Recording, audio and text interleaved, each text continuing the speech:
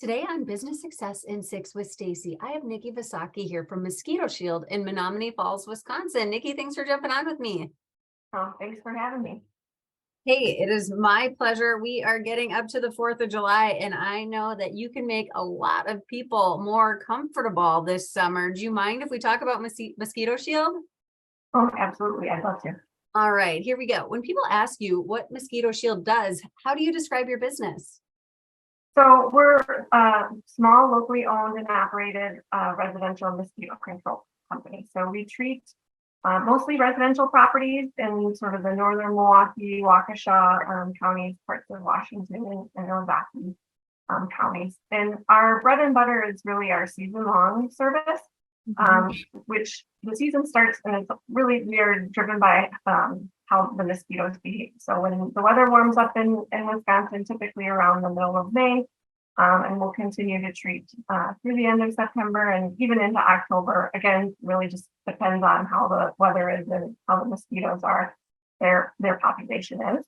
But within that window, we treat every sort of 10 to 17 days. And that's again based on the biology of a mosquito. So if the weather conditions are right, they can go from an egg to an adult in as little as 10 days. Again, if the weather conditions are a little bit warmer or dry, then we can push that off closer to that 17-day mark. Really what we're doing is watching the weather, watching the mosquito population, and really making sure that we're getting out to our customers on a proactive basis. That season is really, you're buying the season, you're not buying a price per treatment model. So there really is a variation in the number of treatments any season can get. And we always want to hear from our clients if, they're experiencing a seasonal breakthrough. We'll always come out and retreat. That's all part of the season package. There's no additional cost for that. We do also offer season or our event treatments. So that's when we get to help, share graduation parties or event treatments for weddings, things like that as well. But really the bread and butter is that season-long customers that we use. For sure. That consistency is probably really helpful for your customers. So you do have a couple different counties that you're working in. Is there sometimes, I'm just curious, is there sometimes variation based on like closer to the lake, further away from the lake, as far as how they breed as well? Is that something you have to watch? Yeah, absolutely. So when we come onto a customer's property, one of the first things we like to do is walk around the property with our customers if they're available to do that with us. Yeah. Obviously, we're looking for any sources of water. We're looking for where the mosquitoes like to, breed and harbor and things like that. The other thing is that one of the things that we know our customers appreciate is treating any of the areas that they're spending time. So any of their, decks, any patios, play areas, fire pits, that sort of thing. Give them a little bit of extra coverage in those areas as well. But for sure, when even from the northern points to the southern points, the weather can be different. We can get rain in some areas that others don't get rain, and we do rely on our customers to let us know if they have any issues. But for the most part, we try and stay on top of it as best we can. So cool. And kids can never say that they're not going to use this science when they're older then, because it truly is science. That's so cool. Yeah. So you've been in business now. This is your second season with Mosquito Shield. What were your plans when you started, and how has it changed? Yeah, so there was a couple of things, a few factors that led us to start Mosquito Shield. One of them is because it's a seasonal business. We own actually another business, and we didn't want to sort of bite off more than we could chew, having to run two businesses at the same time. So we found out that during COVID, we were sending everybody home for ClearPay, the other business that we own, and realized that we had sort of all the right people in all the right places. And that gave us a little bit more bandwidth, and we were able to, look into and starting a new business. So that, sort of one of the reasons why we started this business was the seasonal aspect of it. The other was this business has a great retention rate year over year. It's either 85 to 85+%. So we do like that residual aspect to having not having to fight for every new dollar that we get, that we turn customers. So that was sort of the couple of factors that led us to starting this show.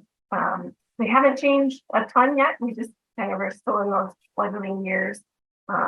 But we do, we've grown sort of on pace with what we were planning, right? So we started just the two of us, Jim and I, at home, one man in a van kind of thing. And then at the end of the first season, we knew, he wouldn't have enough time and we wouldn't have enough capacity with the one van. So we found a commercial space. We got another van. We've gotten 2 technicians this year. So congrats. That's quick. Yes. We're hoping to keep just doing rinse and repeat, keep adding more technicians and more vans every year. How great is that when you have a high retention like that too? Like that's what business owners want so bad, that you have this product that stands, up to what it says. So that's really, really neat. Thank you for sharing that and just showing how you're already growing. I love that. So my next question for you, Nikki, is what is the biggest way that you impact the community? I know you're making people feel comfortable. Tell me a little bit more. Yeah, so the biggest thing, right, is here in Wisconsin and lots of places in the States, summer is fleeting. It's beautiful when it's here, but it's also a very short season. So there's so many people that just enjoy that outdoor lifestyle, and we can help make that, more of a reality, so that you don't have to, run inside fighting and worried about being eaten alive. But really a couple other things outside of sort of that lifestyle is there are many people, and we've learned more and more, that people can be allergic to mosquito bites. And so my husband's actually one of them. We didn't know that was an allergy when it was happening before, but he will get huge welts from the mosquito bites. And I was always just kind of teasing him that, it wasn't that big of a deal. But the more and more we learned about it, the more we realized that it is a thing. And for sure, I can attest, he would not like to be outside. And since we started Mosquito Shield, we enjoyed, being outside in our yard a lot more now. So there's that factor. And then lastly, I mentioned earlier that we do get to share some of the most important parts of people's lives when they graduate or when they have a wedding or a baby shower, those sorts of things. So we've been able to do some event treatments for families that are hosting some outdoor events for their families. Oh my gosh, I'm totally celebrating. That is so great. I love that. Yeah. And actually, I can remember, different points in my life in different places where the mosquitoes were so bad. You had to go inside. You're like, oh, this is horrible. I'm miserable. Yuck. So very. There's this one story that a woman told us that we met her. We went to the wedding show. We did an exhibit earlier this year in January. And so many of the brides were saying that we're having outdoor components, or their whole wedding was outdoors, that, they were so appreciative because they weren't really thinking about that element to their outdoor wedding. But one mother told us a story about her son's wedding that had already happened, but that the bridesmaids were swatting, using their wedding bouquets and swatting the bride to keep all the mosquitoes off. So she was like, for sure, we're gonna hire you for. I think it was her daughter was getting married. So. Aw. Yeah, educating people even in January. We don't think about it then, but yeah, that's absolutely a good point. So 2 seasons in, you also own, another business. So I'd love to know, what is one challenge that you have faced that other business owners could learn from?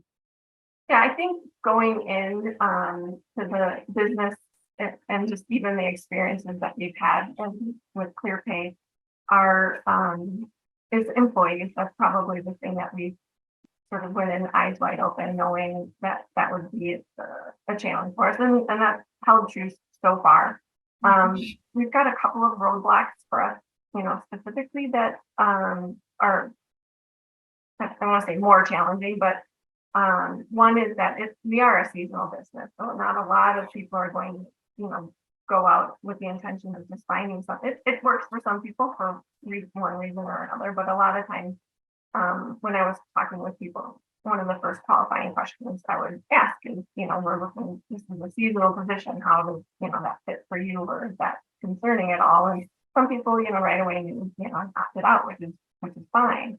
So that's one challenge. Another is we are required to have, or our technicians are required to have 2 separate licenses from the state. So they have to study and get certified in 2 separate areas in order to do the application process. Again, another hurdle that because of the way that we've grown, we weren't prepared for.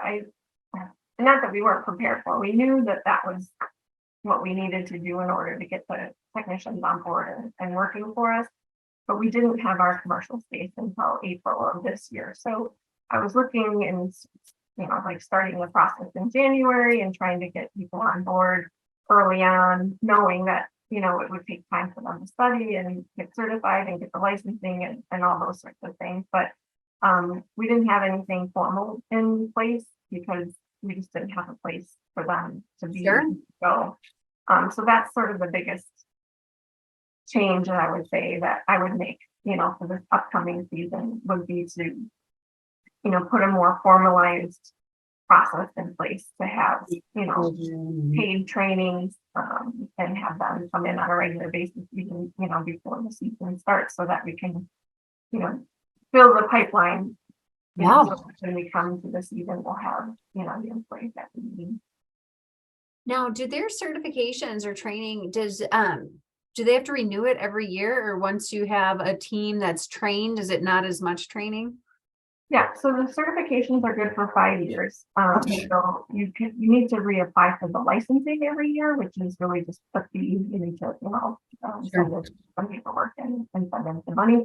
But the certifications do last, for 5 years. So they would need to renew, over some time. But it's a good, 5 years is a good amount of time to, have that certification.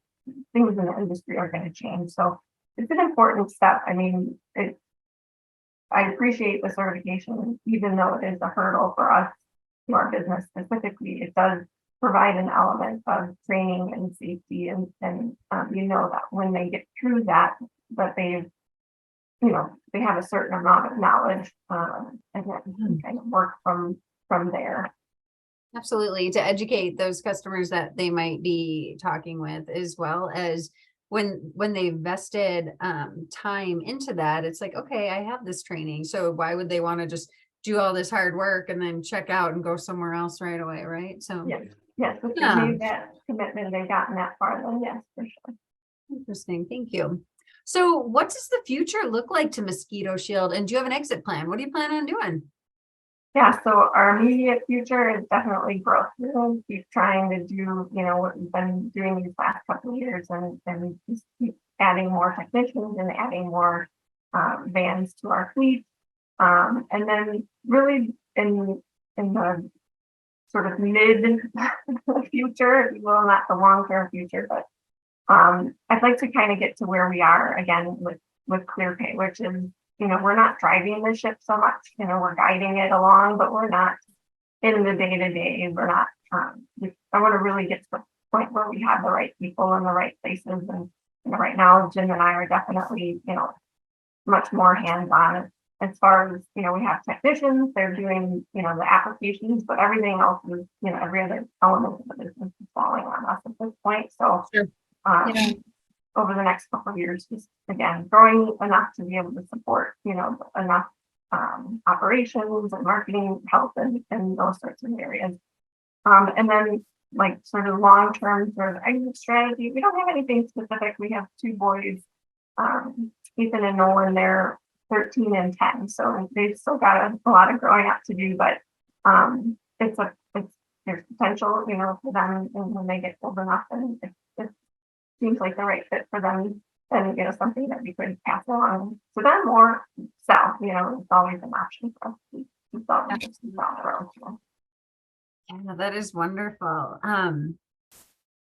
What you mentioned, even with ClearPay, is exactly what our coaches talk to our clients about, is just creating a business that runs without you on that day to day. So you can have that visionary role and allow them to operate. And In most cases, employees prefer it when their owners aren't like on their heels all the time, because then they know they're doing a really good job, and everybody thrives in that kind of environment. So I'm glad that you brought that up. Thank you. Yeah. I think it's hard to run your business if you're doing your business, so it's a big game changer. And I do remember a friend of mine who's also an entrepreneur asking me questions about, well, I'd like to hire this person, and how do you find someone that really is going to drive your business? And I said, you don't. I said, that's you. I said, you can hire the people that do the business, but you're never going to find someone that's going to have the same passion and the same vision for your company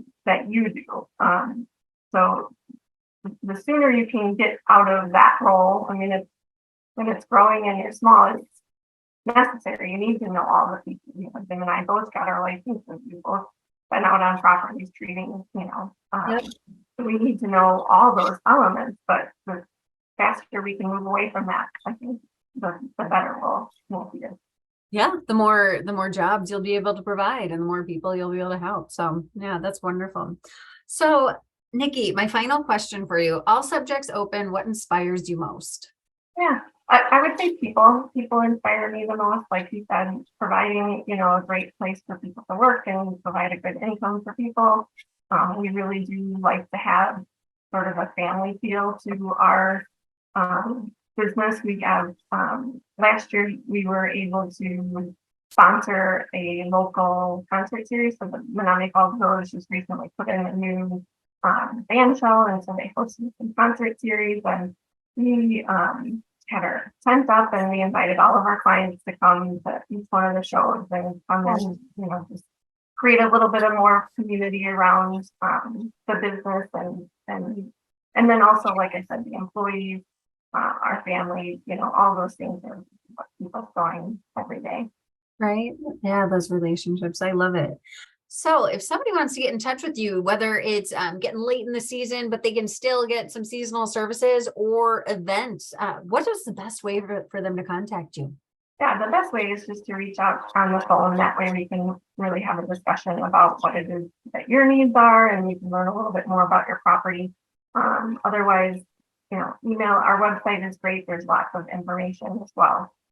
Okay, wonderful. Well, thank you so much. Keep up the great work, and congratulations. Second season in business and growing. I love it. Thank you so much for sharing your vision.